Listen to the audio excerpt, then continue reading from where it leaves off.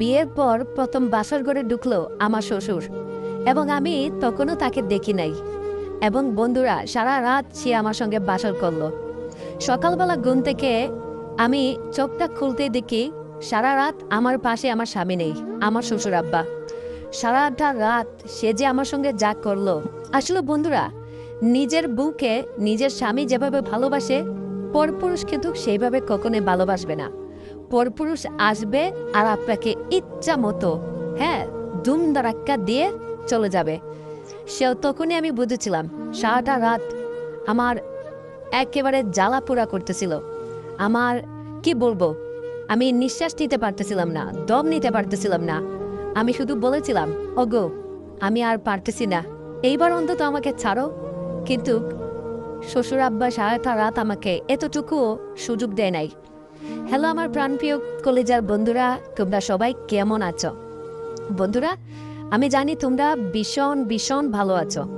আমি তোমাদের জন্য আজকে একটা দারুণ বিনোদনমূলক গল্প নিয়ে হাজির হলাম। আর হ্যাঁ বন্ধুরা, আজকের এই গল্পটা শুনলে তোমাদের ভীষণ ভালো লাগবে, তোমাদের অনেক ভালো লাগবে। তোমাদের যাদের মন খারাপ, রাতে ভালো ঘুমাতে পারতেছো না,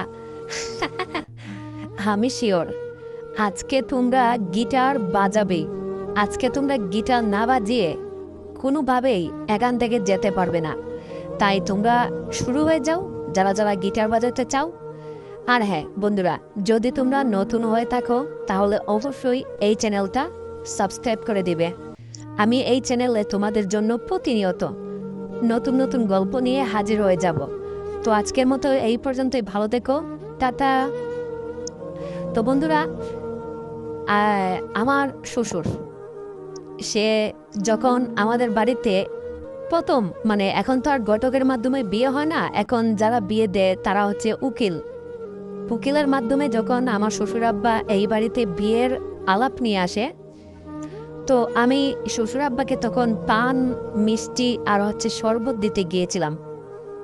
আমার শ্বশুর আব্বা তখন সে আমাকে দেখে একেবারে পুরো ফিদা হয়ে গেছে বন্ধুরা, পুরো ফিদা হয়ে গেছে। সে আমাকে তখন বলল, এর নাম কি? আমি তখন বললাম, আমার নাম সোনিয়া। শ্বশুর আব্বা তখন আমাকে বলল, বাহ, তোমার নাম তো বাড়ি মিষ্টি, তা তুমি এখন কি করতেছো? আমি বললাম, আমি ইন্টার ফার্স্ট ইয়ার পর্যন্ত পড়াশোনা করেছি, রানিং স্টুডেন্ট, এখন আর তেমন কোনো কিছু করি না। শ্বশুর আমাকে বলল, আচ্ছা, এটা হচ্ছে আমার ছেলে, ওর নাম হচ্ছে আলমগীর। তুমি কি আমার ছেলের পুত্রবধূ হবে? শুনো, আমার সহায় সম্পত্তি অনেক কিছু আছে, আর আমি সারা জীবন তোমাকে অনেক সুখে রাখবো, অনেক আদরে রাখবো। আমি বললাম, আমার মা বাবা যে সিদ্ধান্ত নেবে বা তারা যাকে পছন্দ করবে, আমারও সেই একই সিদ্ধান্ত, আমার আর নতুন করে কোনো কিছু বলার নেই। তখন আমার শ্বশুর আব্বা তখন বলল, বাহ, তুমি তো মেয়ে বেশ ভারী মিষ্টি, যে তুমি মা বাবার অবাধ্য হও না, তোমার মা বাবা যা পছন্দ করে তুমি তাদের কথা মতো চলো। আরে এইরকম ভালো বাড়ি মিষ্টি একটা মেয়েকেই তো আমার ছেলে বউ হিসেবে চাচ্ছি। দেখো, অনেক জায়গায় অনেক মেয়ে দেখেছি, কিন্তু আমার কোনো মেয়েকেই পছন্দ হয়নি, তোমাকে আমার পছন্দ হয়েছে। তখন আমি শ্বশুরকে বললাম, শ্বশুর আব্বা, শুধু কি আপনারই আমাকে পছন্দ হয়েছে, নাকি আপনার ছেলেকেও আমার পছন্দ হয়েছে? শ্বশুর আব্বা একটা মুচকি হাসি দিয়ে বলল, আমার ছেলের তোমাকে পছন্দ হলে হোক, না হলে না হোক, শোনো, তোমাকে আমার পছন্দ হয়েছে, তার মানে তুমি আমার বাড়ির পুত্রবধূ হতে যাচ্ছ। তো বন্ধুরা, আমি সেদিন দেখলাম যে আমার জামাইটা একটু ব্যাকল টাইপের, অযথা শুধু হাসাহাসি করে, একটু তার কথাবার্তা একটু কেমন যেন, খুব একটা বেশি আমার ভালো লাগলো না। তারপরে আমার শ্বশুর, সে তো বন্ধুরা আমাকে দেখে একেবারে পুরো ফিদা হয়ে গেছে।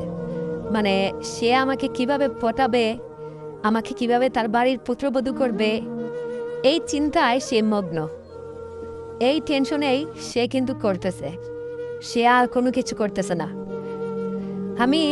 আমার বাবা মা তখন আমাকে বলল, মা সোনিয়া। আমি বললাম, জি আব্বা। তখন আমাকে বলল, এই পরিবারটা অনেক ভালো, বুঝছিস, এদের পরিবার অনেক সুনাম আছে, অনেক নাম ডাক আছে। মারে, এই পরিবারে যদি তোর বিয়ে হয় তুই অনেক সুখে থাকবি, তুই অনেক শান্তিতে থাকবি। তোর কি এই জামাই পছন্দ হয়েছে?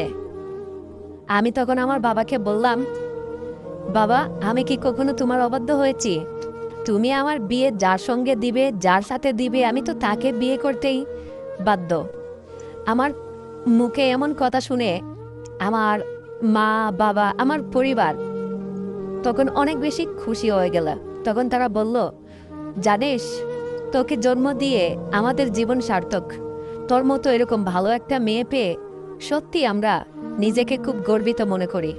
আজকাল তো মেয়েরা নিজেরাই ফেসবুকে, টিকটকে প্রেম করে, রিলেশন করে বিয়ে করে ফেলে। মা বাবার অনুমতি নিতেও তাদের প্রয়োজন মনে হয় না।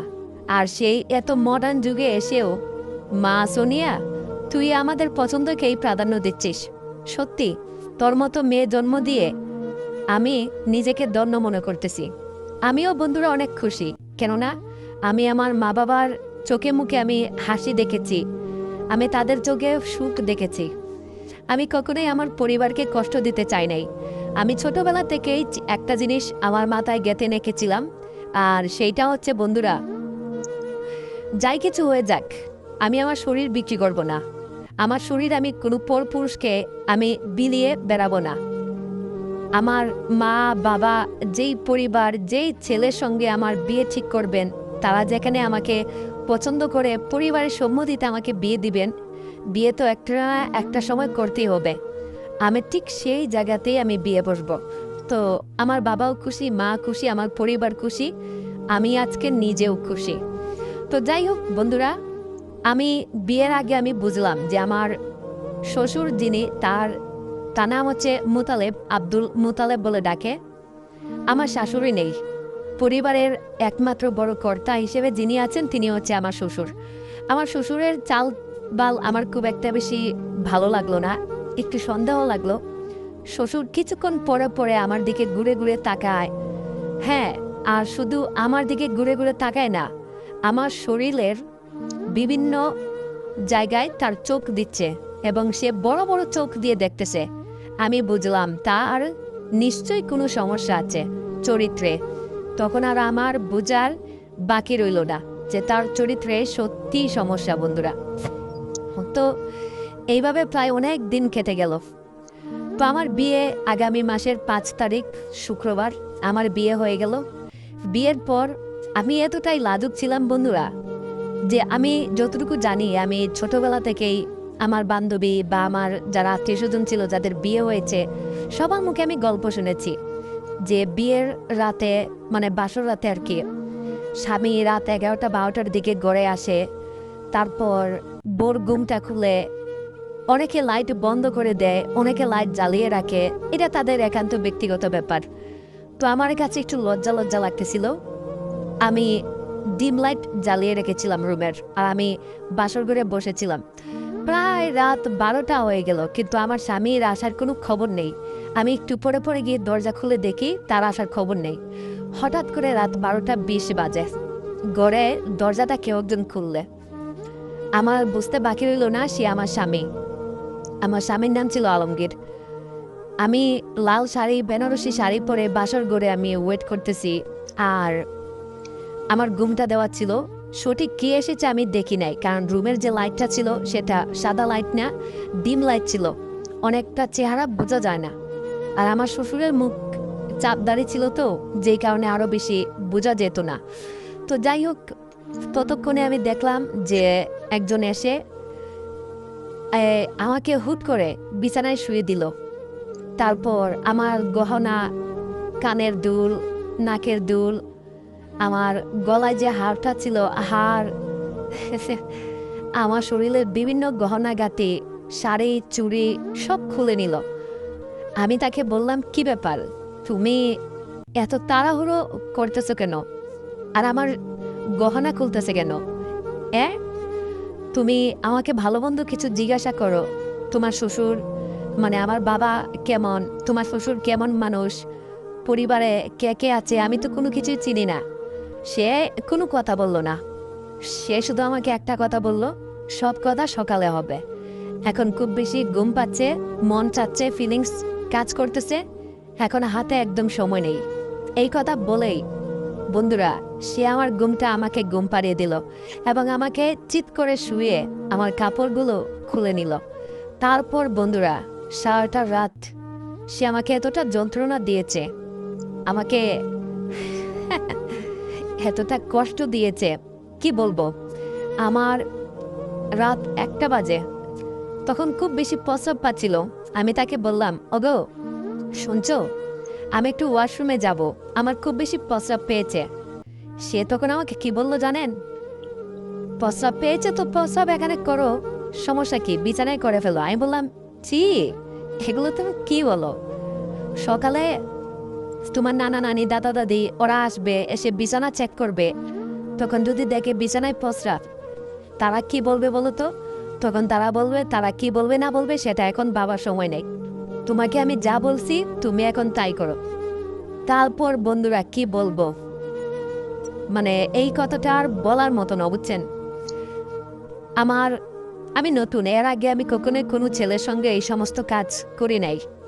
হ্যাঁ, আমি প্রথম, কিন্তু আমার সঙ্গে যে এরকম একটা ঘটনা ঘটবে আমি জানি না। আমি যতটুকু জানি আমাদের দেশের পুরুষ মানুষরা 5 মিনিট বা 10 মিনিট বা সর্বোচ্চ 20 মিনিট, এর উপরে কিন্তু কেউই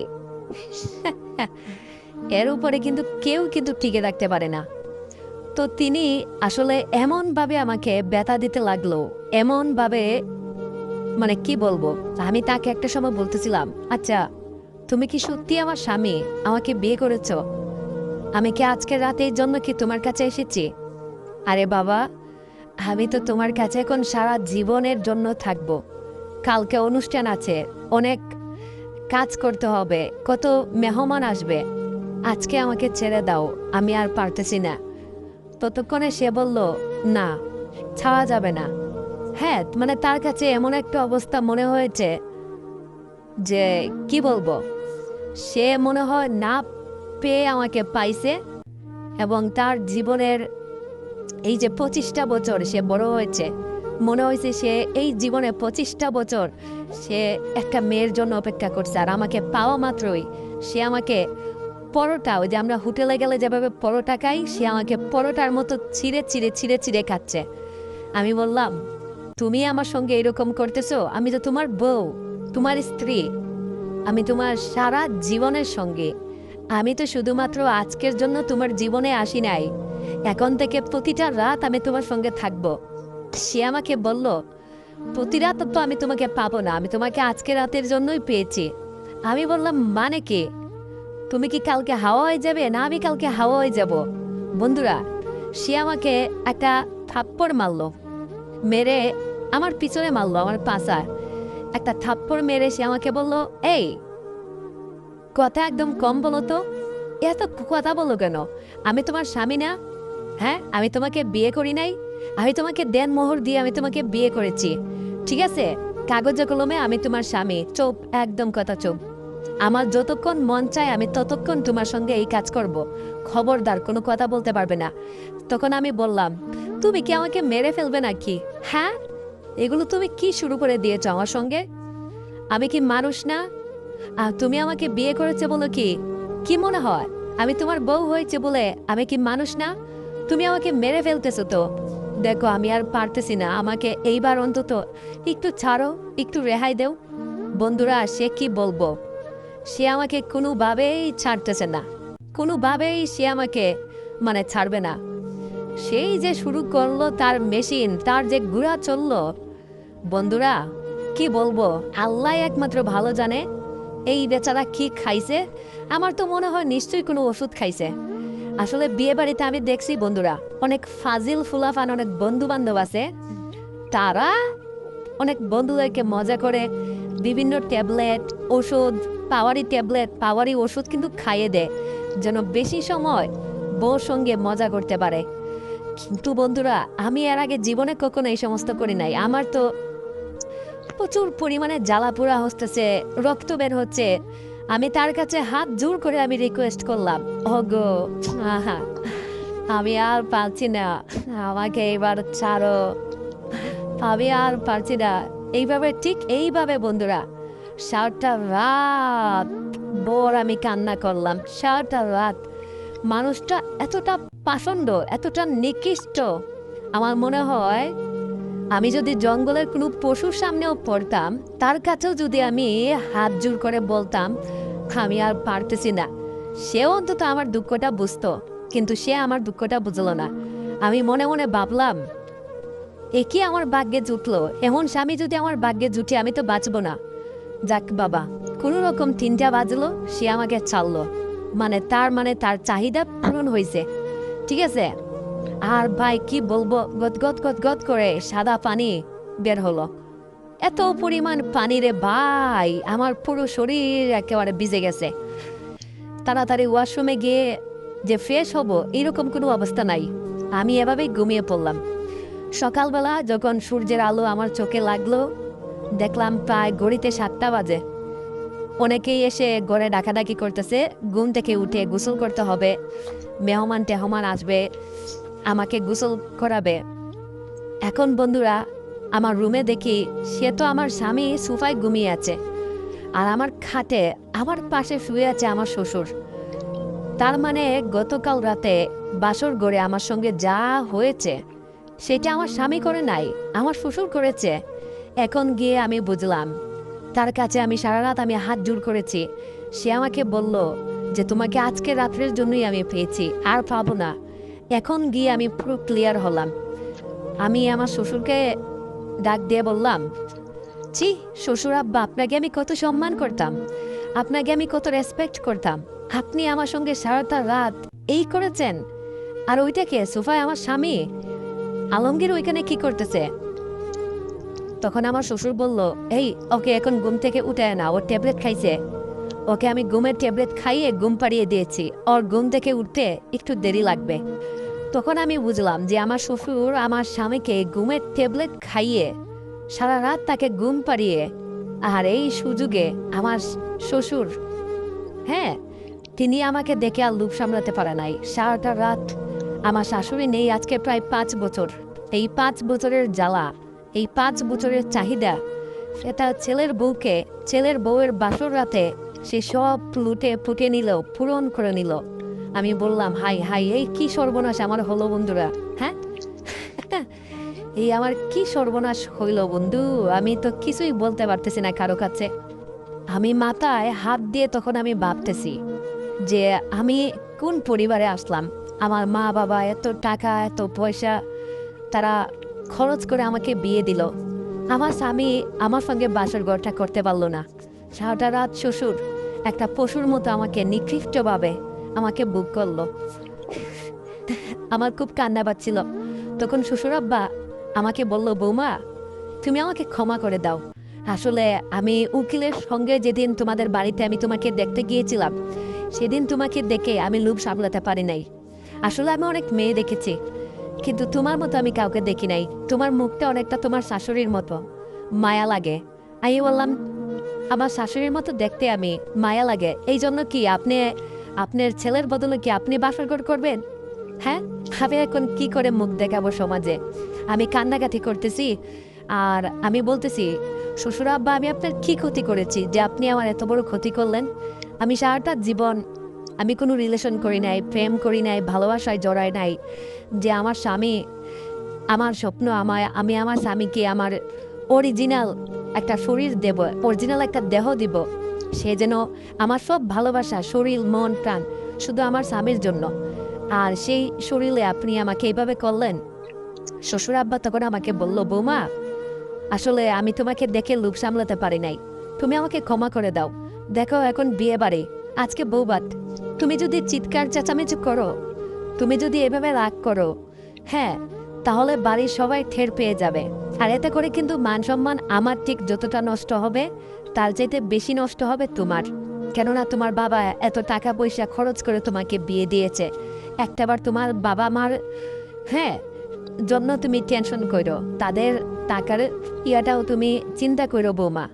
তারপর আমি একটু শান্ত হই যে ঠিকই তো আছে আমার মা বাবা, যাই হোক শ্বশুরে একটা ভুল করে ফেলাইছে, আমার আম্মা আব্বা তো আর এখানে ভুল করে নাই, তারা বিশ্বাস করে এত টাকা খরচ করে বিয়ে দিছে।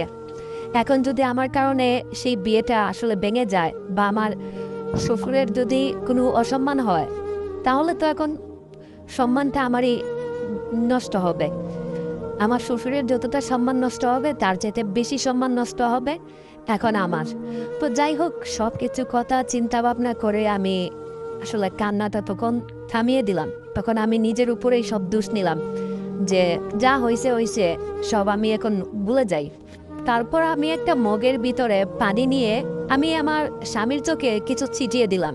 দেখলাম সে আমাকে ঘুম থেকে উঠে গেল। শ্বশুর আব্বা ততক্ষণে আমার রুম থেকে চলে গেল। তখন আমি আমার স্বামীকে ঘুম থেকে উঠি আমি বললাম, ওগো সারা রাত ঘুমিয়েছ, আর কত ঘুমাবে, হ্যাঁ এবার তো উঠো। তখন আমার স্বামী আমাকে বলল, হে সোনিয়া, আমি সারা রাত কি এই সোফায় ঘুমিয়েছিলাম? আমি বললাম, হ্যাঁ। সারা রাত তো তুমি আমার খোঁজখবর নিলে না, এইবার অন্তত একটু নাও। সে বলল, হ্যাঁ হ্যাঁ, এখন তো সকাল হয়ে গেছে, চলো। গোসল গোসল করলাম। তারপর বন্ধুরা, বউভাত খুব ভালোভাবে সম্পূর্ণ হলো। বিয়ে শেষে শ্বশুর আব্বা আমার হাতে প্রায় 50,000 টাকা আমাকে ধরিয়ে দিল, দিয়ে বলল, সোনিয়া শুনে যাও, নাও এই টাকাটা তোমার কাছে রাখো। আমি বললাম, বাবা টাকা দিচ্ছেন কেন আমাকে? তখন সে আমাকে বলল, আরে রাখো রাখো, এটা তোমার কাছে রাখো বৌমা, তোমাকে আমি গিফট করলাম, আর আমি তোমাকে দিতে পারি না নাকি? রাখো। আর শোনো, আমার ছেলেটা একটু বুকাশুকা, বুঝছো? ও একটু শারীরিক সমস্যা আছে, ওর একটু মানসিক সমস্যাও আছে, একটু বেশি কথা বলে, বেশি হাসাহাসি করে। হ্যাঁ, তুমি ওর কথায় তেমন কিছু মনে করো না। আর শোনো বৌমা, কালকে রাতে যেভাবে তোমাকে আদর দিয়েছি বৌমা, এখন থেকে আমি ঠিক তোমাকে ওইভাবে প্রতিদিন আদর করতে চাই, যদি তোমার কোনো আপত্তি না থাকে।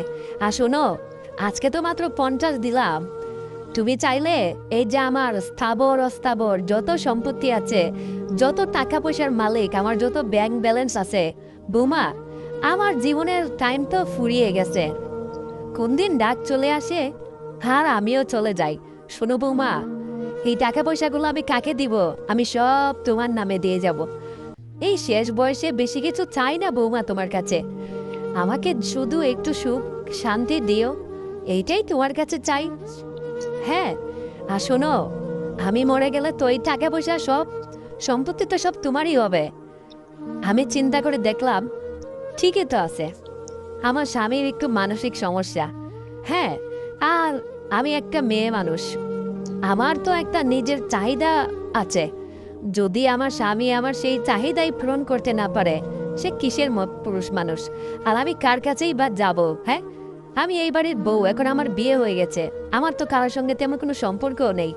সারাটা জীবন আমার স্বামীকে আমি এই ভালোবাসা দিব দিব বলে আমি আসলে নিজেকে কখনোই পরকীয়া জড়াই নাই, কারোর সঙ্গে রিলেশনও করি নাই। কিন্তু এই বয়সে বিয়ে শাদী করেও এখন আমি স্বামীর সুখ পাচ্ছি না। স্বামী একটু মানসিক সমস্যা, যাক, শ্বশুর যদি আমাকে একটু সুখ দেয়, আবার টাকা পয়সাও দিবে, সম্পত্তিও দিবে, তাতে ক্ষতি কি? আমি চিন্তা করে দেখলাম তো এখানে তো কোনো ক্ষতি নেই। তারপর বন্ধুরা, শ্বশুর আমাকে প্রতি রাত বাজার থেকে ঘুমের ট্যাবলেট নিয়ে আসতো, আর আমি সেটা দুধের সঙ্গে মিশিয়ে আমার স্বামীকে খাইয়ে দিতাম। আর আমার স্বামী সোফায় এক কোনায় ঘুমিয়ে থাকতো, আর সারা রাত এইভাবে শ্বশুর আমার সঙ্গে মজা করতো, মাস্তি করতো, সে সমস্ত মজা লুটে নিত। এইভাবে আমি শ্বশুরের সঙ্গে বেশ ভালোভাবেই আমার দিন যাচ্ছিল। আর মাঝে মধ্যে টুকটাক একটু আমার স্বামীকে সময় দিতাম। তো বন্ধুরা, আমার স্বামী সত্যি আমাকে আসলে তেমন একটা সুখ দিতে পারতো না। অবশ্য এই নিয়ে আমার কোনো আফসোসও ছিল না, কেননা আমার শ্বশুরই তো আমার সব পূরণ করে দেয়। আর আমার শ্বশুর এই বয়সে এসেও তিনি যে এতটা মানে যুবকদের মতো এতটা আনন্দ দিবে আমাকে, আমি এটা কখনো কল্পনা করতে পারি না বন্ধুরা। আসলে একটা কথা আছে যে বুড়োকে বুড়ো বলতে নেই। হ্যাঁ, আসলে ওনারা যে কি জিনিস নিজেই জানে না। তো বন্ধুরা, এইভাবে আমার শ্বশুরের সঙ্গে আমার প্রতিদিন প্রতি রাতেই আমার সম্পর্ক হতো। এখন অবশ্য শ্বশুরের এই জ্বালা সহ্য করতে করতে আমার অভ্যস্ত হয়ে গেছে, কিন্তু আমার বাসরাতে ভীষণ কষ্ট হয়েছিল বন্ধুরা।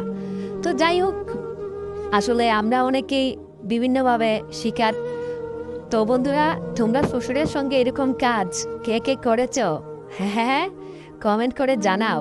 আর হ্যাঁ, আজকের গল্পটা তোমাদের কেমন লাগলো চাইলে সেটাও তোমরা কমেন্ট করে জানাতে পারো। আর যদি এই ধরনের এইরকম আরও সুন্দর সুন্দর বিনোদনমূলক গল্প তোমরা শুনতে চাও, তাহলে চ্যানেলটা সাবস্ক্রাইব করে দাও, লাইফ স্টোরি বক্স। আগামীতে তোমাদের জন্য এর চাইতেও আরও সুন্দর সুন্দর দামাকাদার গল্প নিয়ে হাজির হব। বন্ধুরা, সেই পর্যন্ত সবাই ভালো থেকো, সুস্থ থেকো।